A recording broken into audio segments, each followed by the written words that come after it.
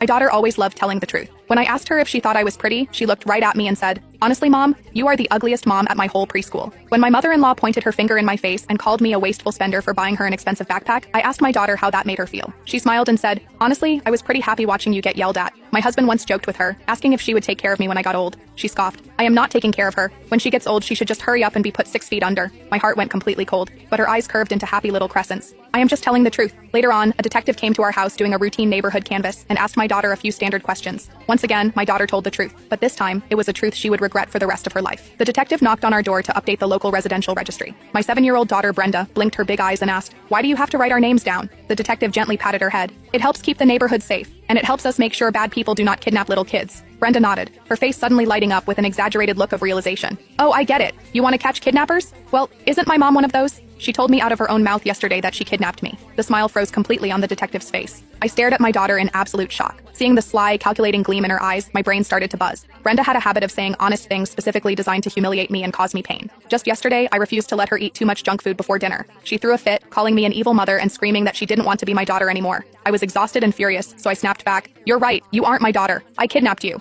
At the time, she argued back saying she didn't believe me. I never imagined she would take a sarcastic comment she didn't even believe, package it as the truth, and feed it directly to a police officer. The detective was already looking at me with a completely different expression. I forced out a dry, awkward laugh. She was misbehaving yesterday and I lost my temper. It was just a stupid joke. I didn't think she would take it literally. The detective's brow relaxed slightly. He turned to Brenda. "Little girl, you can't joke about things like that. If your mom gets mistaken for a kidnapper, she could go to jail." Seeing Brenda nod, the knot in my chest finally loosened. I thought the ordeal was over. But a second later, Brenda looked up with an expression of pure, innocent sincerity. "But my mom can't have babies. If I wasn't kidnapped, where did I come from?" The scrutiny and suspicion instantly returned to the detective's eyes. I panicked and quickly tried to explain. "I had an IUD put in right after she was born. When kids hear about birth control, they misunderstand what can't have babies means." I tugged on Brenda's sleeve, silently begging her to stop talking. She refused to listen. Mom couldn't have babies right after she got married, but I am already 7 years old. I had no idea how a 7-year-old girl possessed the mental capacity to connect those dots. But when you thought about what she was implying, it was impossible not to jump to horrible conclusions. My husband and I had been married for 6 years. I had an IUD for those exact 6 years. So how could we possibly have a 7-year-old daughter? The detective clearly did the math in his head. His expression turned dead serious. "Ma'am, I am going to need to see the child's birth certificate." My stomach dropped to the floor. There was no birth certificate for Brenda in this house. 6 years ago, I had literally fought off human traffickers to rip this child out of their hands. When the police eventually pulled the files on her biological parents, the reality left everyone speechless. My husband and I had looked at each other with pale faces, sharing the exact same thought. If we sent this poor baby back to her biological family, living with them would be a fate worse than death. We simply couldn't bear it.